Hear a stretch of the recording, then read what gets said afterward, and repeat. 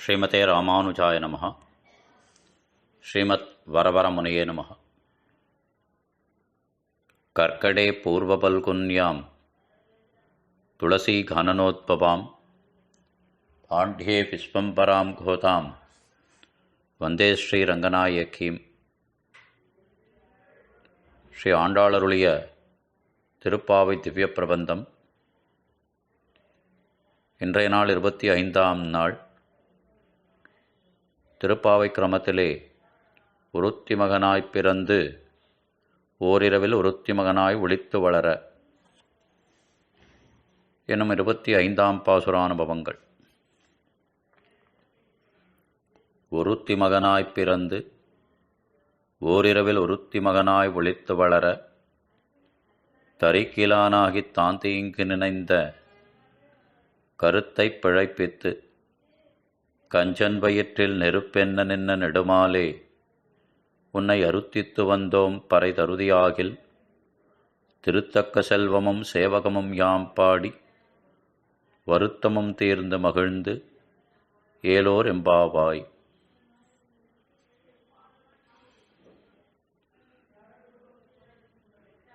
கண்ணபிரானுடைய திருவதார விசேஷத்தை உரைக்கின்றார்கள் ஆட்சிமார்கள் இப்பாசுரத்தாலே. தேவகிக்கு மகனாகப் பிறந்தான். கம்சனுக்கு பயந்து தேவகி தானும் அவனை திருவாய்ப்பாடியிலே யசோதையினிடத்திலே வளரும்படி கட்டளையிட்டாள். அதனை ஏற்று எம்பெருமானும் திருவாய்ப்பாடிக்கு பெயர்ந்தான். அங்கு யசோதனுடைய புத்திரனாகவே வளர்ந்தான். தேவகிக்கு கர்ப்பரசத்தை கொடுத்தான். யசோதைக்கும் அங்குள்ள கோபிமார்களுக்கும் லீலாரசத்தை கொடுத்து அருளினான் கண்ணபிரான்.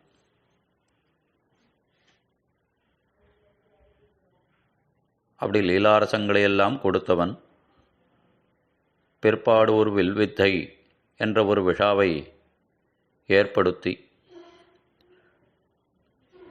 கண்ணனை மதுரைக்கு அழைத்து அங்கு கொன்றிட வேண்டும் என்று தீர்மானித்தான் கம்சன். ஆக கம்சன் இருக்கும் இடத்திற்கு சென்று அவன் ஆள்கின்ற தேசத்திற்கு சென்று கம்சனை அழித்து முடித்தான் எம்பெருமான். என இந்த உயர்ந்த வைபவத்தை பாசுரத்தாலே அருளிச் செய்கின்றார்கள் ஆய்ச்சிமார்கள். வசுதேவ சுதம் தேவம் கம்சசாணூரமர்தனம் தேவகி பரமானந்தம் கிருஷ்ணம் வந்தே ஜெகத்குரும்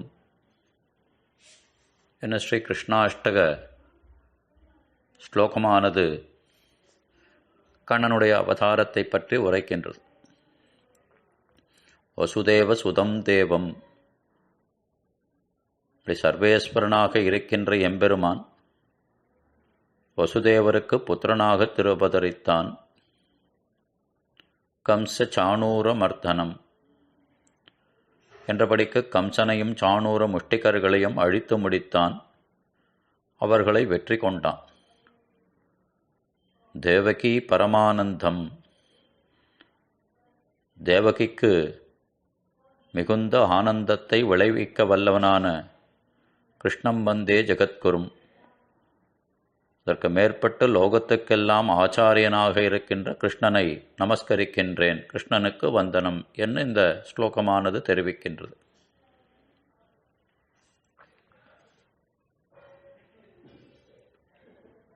அப்படி எம்பெருமானானவன் தேவகிக்கும் வசுதேவருக்கும் மகனாகப் பிறந்தான். இப்படி தேவகிக்கு பிறக்கப் போகின்ற 8வது குழந்தையானது உன்னை கொன்றுவிடும் என்று அசரீரி உரைத்த வார்த்தை. அதனாலே மிகவும் பயந்து போன கம்சன் தானும் தேவகிக்கு பிறக்கின்ற எல்லா குழந்தைகளையும் கொன்று வந்தான்.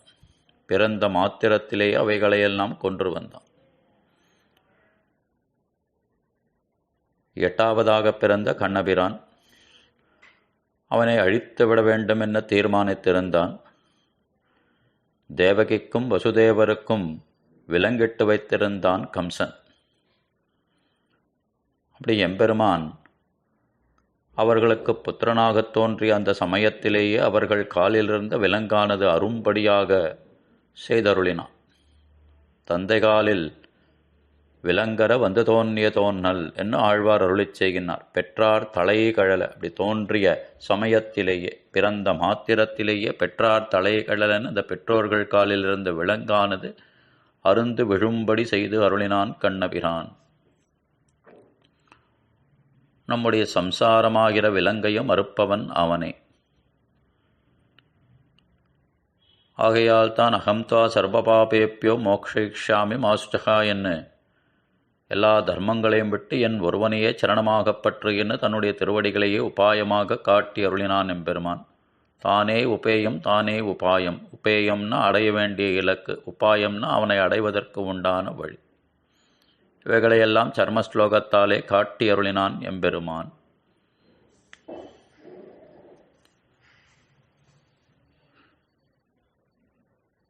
எம்பெருமான் அப்படி வந்து கண்ணனாக அவதரிக்க திருவுள்ளப்பட்டான். அப்படி திருவுள்ளப்பட்ட பொழுதும் நித்தியசூரிகளெல்லாம் எம்பெருமான் இப்படி அவதாரங்கள் எடுத்து எடுத்து நோவுபடுகின்றானே என்று அவனை இனி அவதாரங்கள் எடுக்க கீழே செல்லக்கூடாது என்று பணித்திருந்தார்கள்.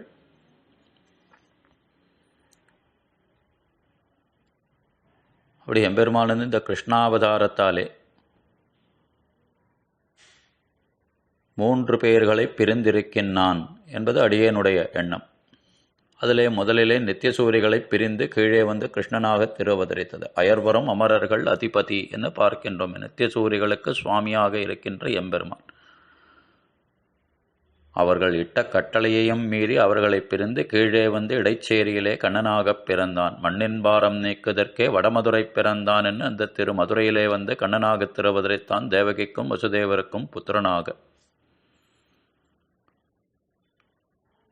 அப்படி சதாபஸ்யந்தி சூரேகா ஜாக்ருவாகும் சமிந்ததே என்றபடிக்கு நித்தியசூரிகளெல்லாம் கண்கொட்டாமல் அவனை பார்த்து கொண்டு அவனுக்கு பாதுகாப்பாக இருந்து கொண்டு காவலாக இருந்து கொண்டு அவனை எப்பொழுதும் புகழ்ந்து கொண்டு மங்களாசாசனம் செய்பவர்களாய் இருக்க தங்கள் கைங்கர்யானுஷ்டானமாக எம்பெருமானுக்கு திருமஞ்சனம் செய்து அழகான மாலைகளையெல்லாம் அணிவித்து நல்ல தூபம் சார்த்துவதற்காக காத்திருந்தார்கள். திருமஞ்சனம் முடிந்தது, மாலைகளை சார்த்தினார்கள், தூபம் சார்த்த வேண்டும். எம்பெருமான் இதற்காகவே காத்து கொண்டிருந்தான். எப்பொழுது இவர்கள் தூபம் சேர்ப்பார்கள், என்னத்தினாலனா அந்த தூபம் சேர்க்கும் பொழுது புகை மண்டலம் கிளம்பும். அந்த சமயத்தில் அவர்கள் கண்ணிலே மண்ணை தூவிவிட்டு கீழே சென்று கிருஷ்ணனாக பிறக்க வேண்டும். அந்த வைபவத்தைத்தான் சூட்டு நன்மாலைகள் தூயன ஏந்தி விண்ணோர்கள் நன்னீராட்டி அந்தூபம் தரா நிற்கவே அங்கு நல்ல திருமஞ்சனம் பண்ணி நல்ல மாலைகளையெல்லாம் எம்பெருமானுக்கு அணிவித்து அப்படி தூபத்தை சேர்த்தார்கள் நித்தியசூரிகள் தானும். அந்த தூபம் தரா நிற்கவே அங்கு அப்படியே அவர்களை மயங்கப் பண்ணி அந்த புகை மண்டலத்தினுடைய எம்பெருமான் தானும் கீழே வந்து ஸ்ரீகிருஷ்ணனாக திருவதரித்தான். எதற்காக என்னால் ஓர் மாயையினால் ஈட்டிய வெண்ணை தொடு உண்ணப் போந்துமிலேற்று வன்கோன் கோட்டிடை ஆடின கூத்து அடல் ஆயர்த்தம் கும்பினுக்கு. அப்படி ஒருத்தி மகனாய் பிறந்து ஓரிரவில் ஒருத்தி மகனாய் ஒளித்து வளரன்னு பார்க்கின்றோமே பாசுரத்திலே.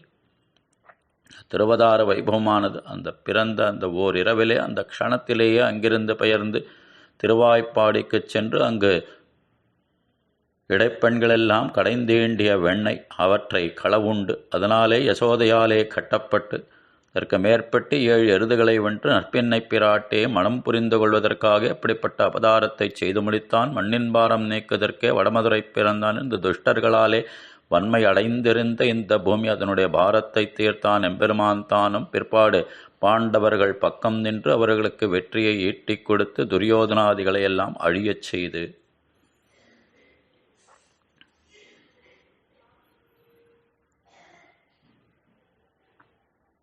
இன்றைய நாள் திருவத்தியன உற்சவத்தின் முதற் பகுதியான பகற்பத்து உற்சவத்தின் இறுதி நாள் சாற்றுமறை. அப்படி முன்பு கிருஷ்ணனாக திருவதரித்த எம்பெருமானன்னோ இங்கே திருவல்லிக்கேணியிலே ஸ்ரீ பார்த்தசாரதியாக உற்சவமூர்த்தியாக எழுந்தருளி சேவை சாதிக்கின்றான். மூலமூர்த்தியோ ஸ்ரீ வெங்கடகிருஷ்ணன் என்ற திருநாமத்தோடையே திகழ்கின்றார்.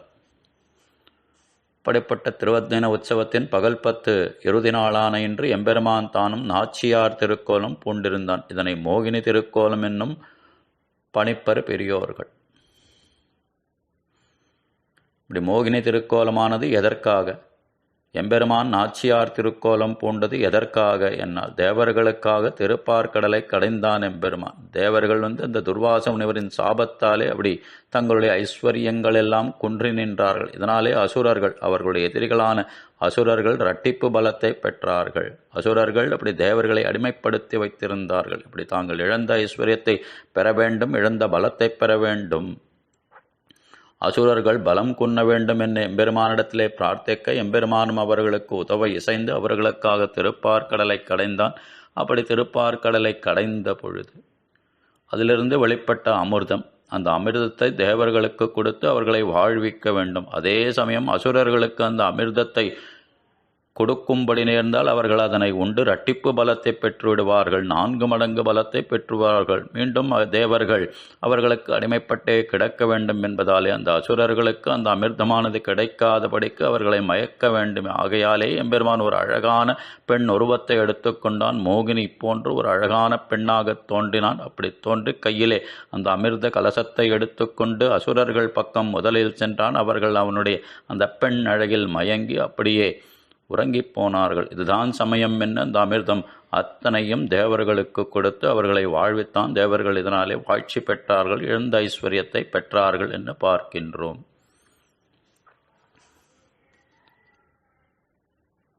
அது பரத்வத்தோடு கூடிய வைபவமாக இருக்கின்றது. விஞ்சை வானவர் சாரணர் சித்தர் வியந்துதி செய்ய பெண்ணுருவாகி அஞ்சுவயமுதமன் அளித்தானே திருவல்லிக்கேணி கண்டேனே என திருமங்கை ஆழ்வார் பாசுரம் பெரிய திருமொழியிலே திருவல்லிக்கேணி பார்த்தசாரதி எம்பெருமானுக்கு அருளியுள்ள மங்களாசாசன பாசுரம்.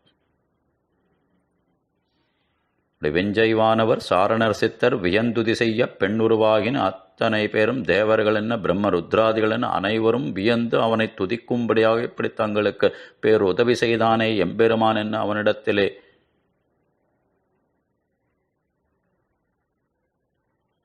அவனுடைய அந்த மேன்மையை புகழ்ந்து அவன் செய்த காரியத்தை புகழ்ந்து அவனுக்கு பலவாறாக ஸ்தோத்திரங்கள் பண்ணினார்கள். வியந்துதி செய்ய பெண்ணுருவாகி அஞ்சுவை அமுதம் அன்னளித்தானே. அப்படி தேவர்களுக்கு அன்று திருப்பார்கடலை கடைந்து அமிர்தத்தை கொடுத்து அவர்களை வாழ்வித்தருளினானே. அப்படிப்பட்ட எம்பெருமானை இங்கே திருவல்லிக்கேணி கண்டேனே, அஞ்சுவை அமுதம் அன்னளித்தானே திருவல்லிக்கேணி கண்டேனே என்று பாசனம். அதே எம்பெருமான் முன்பு கிருஷ்ணனாக தோன்றி செய்த வைபவம், அந்த போதனை என்னும் அரக்கி கண்ணனை கொல்ல வேண்டும் என்று கம்சனால் ஏவப்பட்டு முலையிலே விஷத்தை அப்படி தடவிக்கொண்டு வந்தாளே,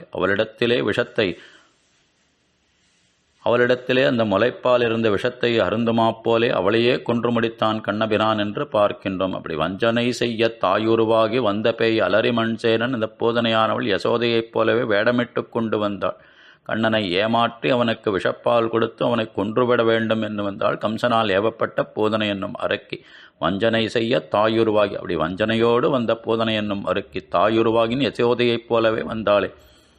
வந்த பேய் அலரமண் சேர நஞ்சமர்முலை ஊடியிற் செகவுண்ட நாதன். அப்படி அவளுடைய முலையிலே இருந்த விஷப்பாலை அருந்துவது போல் அருந்தி அவளுடைய முலையை பிடுங்கியிருந்தி அவளை கொன்று முடித்தான் எம்பெருமான். நஞ்சமர்முலை ஊடியிற் செகவுண்ட நாதனை தானவர் கூற்றைனா,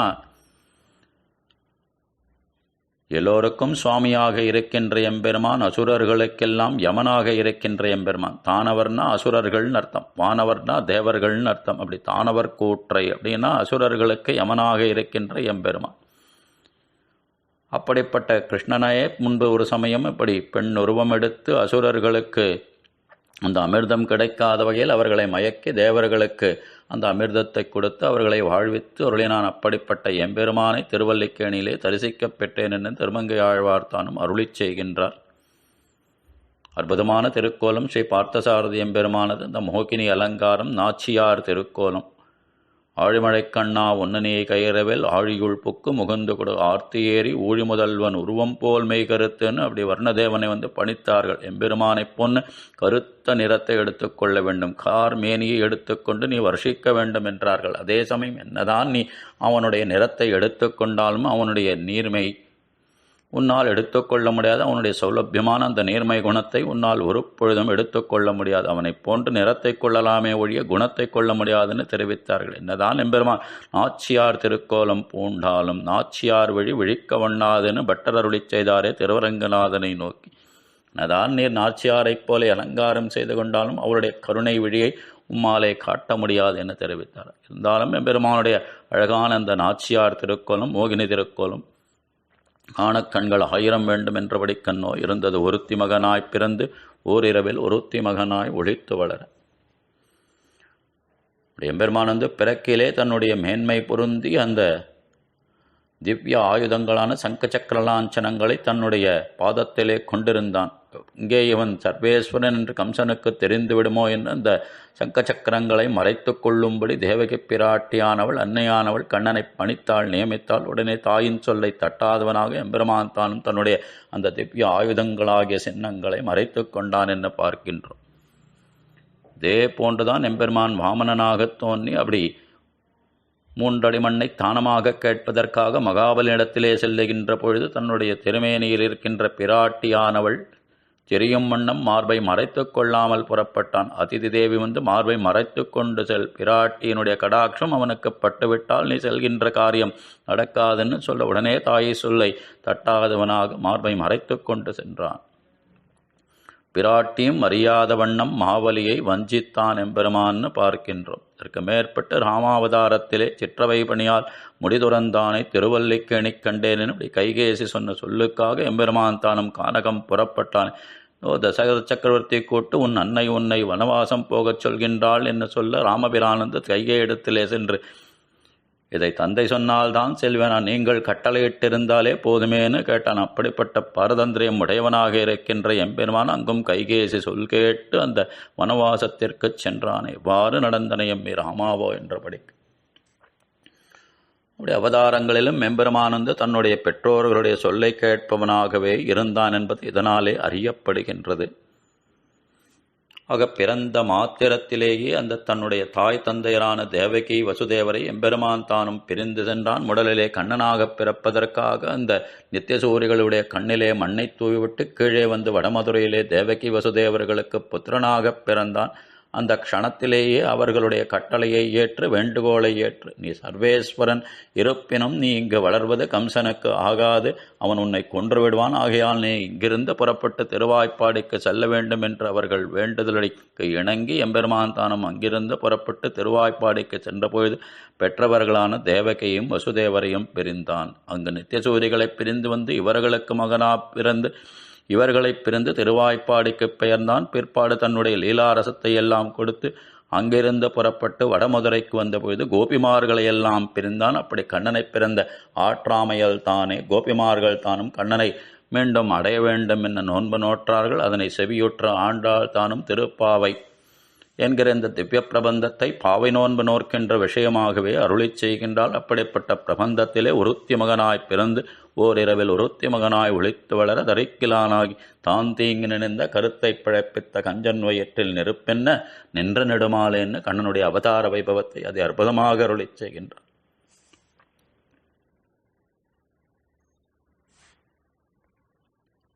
பல்லாண்டு பாடம் நீங்கள் என்னிடம் ஒரு பறையை கொள்ள வந்ததாக கூறினீர்களே, திருத்தக்க செல்வமும் சேவகமும் யாம் பாடி என்ன இந்த பாசுரத்திலே கண்ணனிடத்திலே ஒரு பறையை கேட்கின்றார்கள்.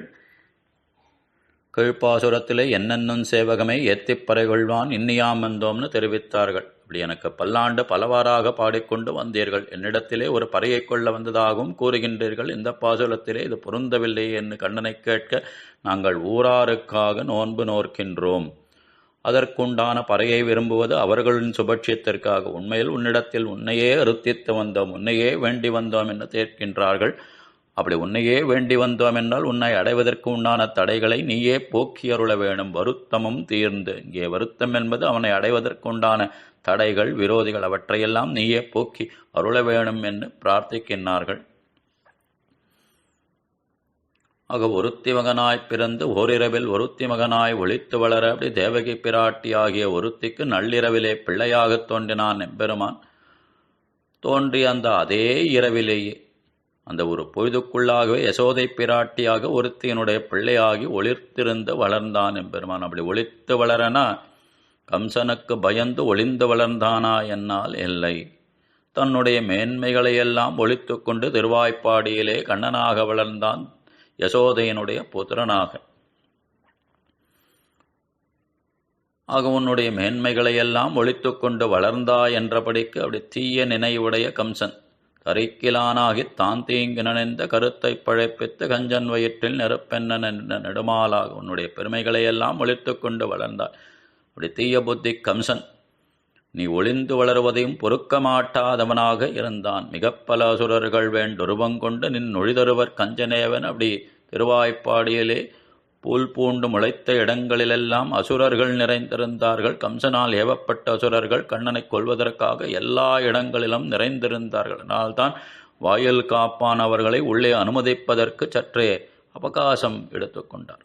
அவர்களை சோதித்து பார்த்தார். இவர்கள் தக்கவர்களா அல்லது அனுகூலர்களா அல்லது பிரதிகூலர்களா என்பதை அறியும் வண்ணம் அவர்களை பலவாறாக சோதனை செய்தார். ஆயர் சிறுமியரோமுக்கு அரபரமாயன் மணிவண்ணன் நன்னலே வாய் நேர்ந்தான். தூயோமாய் வந்தோம் என்ன அவனுக்கு திருப்பள்ளி எழுச்சி பாடவே வந்தோம், அவனிடத்தில் அனன்ய பிரயோஜனர்களாக வந்துள்ளோம் என்று தெரிவிக்க அவர் தானும் இவர்களை உள்ளே அனுமதித்தார் என்று பார்க்கின்றோம். அப்படி தீய புத்தி உடைய கம்சன் இவன் எங்கோ ஒளிந்து வளர்வதை பொறுக்க மாட்டாதவனாக அவனை கொல்ல நினைத்து பல பல சதித்தீட்டங்களை எல்லாம் செய்தான். அவனுடைய எண்ணத்தை வீணாக்கி கருத்தை பிழைப்பித்து கஞ்சன் வயிற்றில் அவனுடைய வயிற்றிலே நெருப்பென்ன என்றபடிக்கு எப்பொழுதும் நெருப்பு போலே பயத்தை விளைவித்துக் கொண்டு நின்ற சர்வேஸ்வரனே நெடுமாலே. இப்படி அரிய செயல்கள் செய்ததால் அனைவருக்கும் இவன் சர்வேஸ்வரன் ஆகின்றான். நெடுமாலே அப்படி உன்னை சர்வேஸ்வரன் என்று உன்னுடைய பரத்வத்தை காட்டிக்கொண்ட நீ எங்களிடத்தில் நெடுமாலே என்ன அப்படி எங்களிடத்தில் மிக்க அன்புடையவனாக இருக்கின்றாளே, நெடிய அன்புடையவனாக இருக்கின்றாய். உன்னிடத்திலே வேறு ஒன்றையும் பிரார்த்திக்காமல் உன்னையே வேண்டி வந்திருக்கின்றோம், உன்னை அருத்தித்து வந்தோம், உன்னையே வேண்டி வந்திருக்கின்றோம். இப்படி உன்னையே வேண்டி வந்தோம் என்னால் நீ எங்களுக்காக நீ பிறக்கவும் வேண்டாம், ஒழிய வேண்டாம், உன்னை காட்டினாலே போதுமானது என்று ஆட்சிமார்கள் அவனிடத்திலே விண்ணப்பிக்கின்றார்கள். உடனே கண்ணபிரான் இப்படி பறை கொள்ள வந்ததாக தெரிவித்தீர்களே, பறை தருதியாகில் உன்னை அருத்தித்து வந்தோம் என்று என்னையே வேண்டி வந்ததாக சொல்கின்றீர்கள். பறை தருதியாகில் ஏதோ பறையை கேட்கின்றீர்கள், அதை கேட்க வந்ததாக அதை வேண்டி வந்ததாக முன்னுக்கு பின் முரணாக பேசுகின்றீர்களே என்று கேட்டான் கண்ணபிரான். உடனே இவர்கள் நாங்கள் ஊராருக்காக நோன்புக்கு அங்கமான ஒரு பறையையும் எங்களுக்காக உனது கைங்கரியமாகிற பறையையும் வேண்டுகையாலே உனக்கு முரணாக தோன்றுகின்றது போலும் நாங்கள் விரும்பும் பறையாகிற கைங்கரியத்தை நீ தந்தருள வேண்டும். அதற்குண்டான சாதனங்கள் எங்களிடத்தில் எதுவுமில்லை. இப்படி நீ பறையை அருளினாயானால் திருத்தக்க செல்வம் இந்த பிராட்டியும் ஆசைப்படுகின்ற ஐஸ்வரத்தை உடையவனான நீ திருவுக்கும் திருவாகிய செல்வான். அவளாலே இவனுக்கு மேன்மை, இவனாலே அவளுக்கு மேன்மை, அவளுக்கு இவன் திருவாக இருக்கின்ற ஒரு உயர்ந்த வைபவம் திருத்தக்க செல்வம். அப்படி ஸ்ரீதேவியும் ஆசைப்படுகின்ற உன்னுடைய செல்வத்தையும் சேவகமும் என்றபடிக்கு உன்னுடைய வீரன் உன்னுடைய அவதாரங்கள் அனைத்திலும் நீ பெற்ற வெற்றிகள் அவற்றையெல்லாம் நாங்கள் மங்களாசாசனங்கள் செய்து கொண்டு திருத்தக்க செல்வமும் சேவகம் யாம் பாடி வருத்தம்னா உன்னை பலகாலமாக பிரிந்து பட்ட அவதிகள் அவையே இங்கே வருத்தம் என்னும் அவைகளை அப்படிப்பட்ட தடைகளை அவனே போக்கி அருள வேணும் என்று வருத்தமும் தீர்ந்து மகிழ்ந்து. அப்படி வருத்தம் தீர்ந்தால் மகிழ்ச்சி ஆனந்தம். அப்படி உன்னை பலகாலமாக பிரிந்திருக்கின்றோமே, அப்படி பிரிந்திருக்கின்ற எங்களுக்கு நீ வாழ்வை கொடுக்க வேண்டும், எங்களை வாழ்வித்து அருள வேண்டும், உன்னோடு சேர்த்து கொள்ள வேண்டும் என்று பறை தருதியாகில். அப்படி சேர்த்து கொண்டால் அவனுக்கு செய்ய வேண்டிய மங்களாசாசனங்களாகிய கைங்கரியங்களை எப்பொழுதும் பண்ணிக்கொண்டு மகிழ்ந்து கொண்டிருப்போம்னு தெரிவிக்கின்றார்கள். ஒருத்தி மகனாயின்னு சர்வலோக பிதாவானவன் தன்னுடைய புத்திரனை பிதாவாக கொண்டு லோகத்துக்கெல்லாம் தந்தையாக இருக்கின்ற எம்பெருமான். அப்படி ஒத்தனை பித்திரன் அப்படி லோகத்துக்கே தலைவனாக இருக்கின்றான், தந்தையாக இருக்கின்றான். அதிலே ஒருத்தன் இவனுக்கு புத்திரனாக இருக்கின்றான். அப்படி புத்திரனான வசுதேவரை பிதாவாக கொண்டு அவதாரங்கள் தோறும் பிறக்கின்றான். தசரத சக்கரவர்த்தியை பிதாவாக கொண்டான், காசியப முனிவரை பிதாவாக கொண்டான், தேவகி புத்திராய கிருஷ்ணாய என்று வேதமும் இப்படி அவனிடத்திலே ஈடுபடுகின்றது. ஒருத்தி மகனாய் பிறந்து என்ன அப்படி பிறந்துன்னு தெரிவிக்கின்றார்கள். ஒரு தூணிலிருந்து தோன்றுவது, ஆணைக்கு உதவினா போலே ஆவிர்ப்பது முதலியனெல்லாம் செய்யாமல் கர்ப்பவாசம் பண்ணி தேவகியினுடைய வயிற்றிலே 12 திங்கள் கர்ப்பவாசம் பண்ணி பிறந்தான். ஆகையாலேயே பிறந்து என்று தெரிவிக்கின்றார்கள்.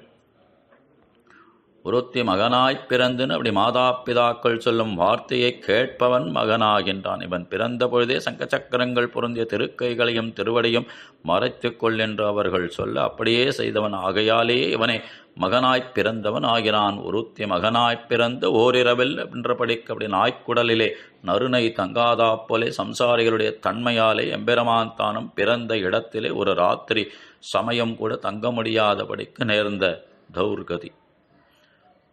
பகல் இரவு என்ற கால வித்தியாசம் இல்லாத தேசமாக இருக்கின்ற ஸ்ரீவைகுண்டம், எப்பொழுதும் பகலாக எப்பொழுதும் தேஜஸோடு ஒளியோடே கூடியிருக்கின்ற ஸ்ரீவைகுண்டம். ஆனால் இந்த இருள் தருமா ஞாலத்திலோ காலதேச வித்தியாசங்கள் உள்ளது. அப்படிப்பட்ட இந்த உலகிலே வந்து பிறந்த ராத்திரியிலேயே என்ன பாடுபட்டான் என்ன கலங்குகின்றார்கள். வயிறு பிடித்து மங்களாசாசனம் செய்கின்றார்கள்.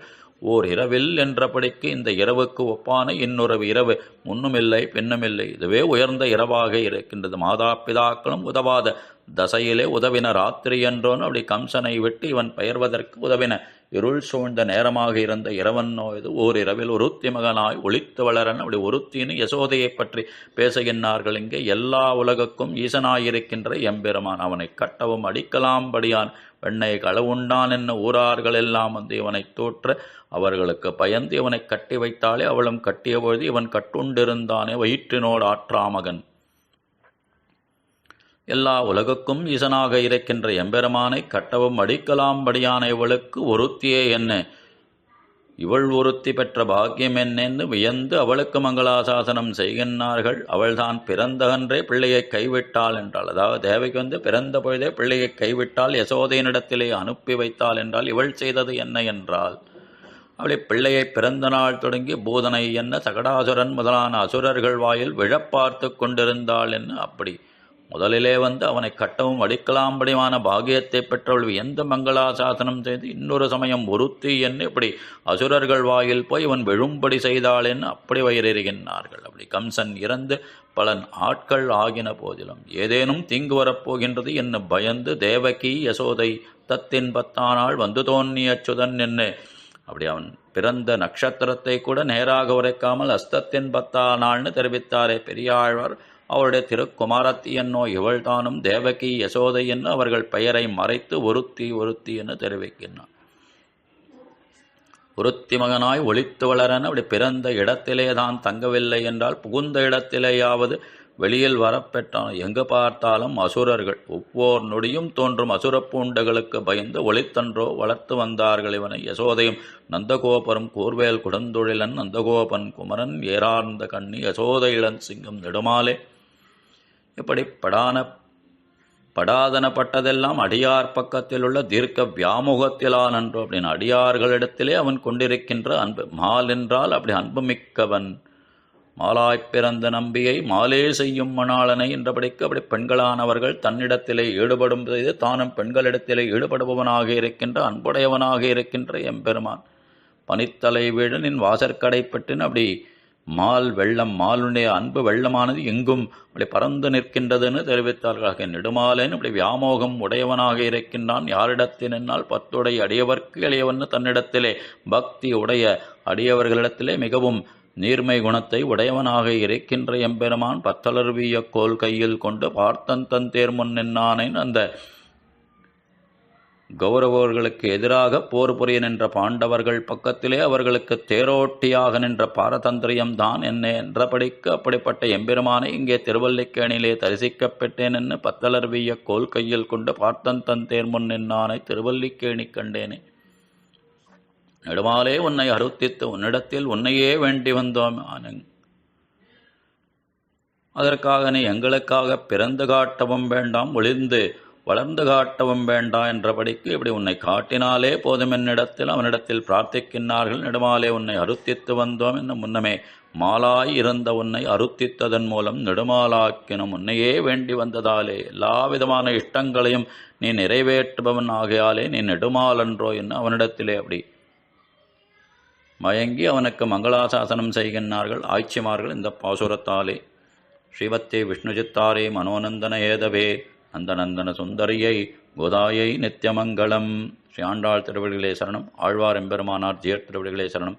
திருமையமலை ஆளராமானுஜ சுவாமி திருவடிகளே சரணம்.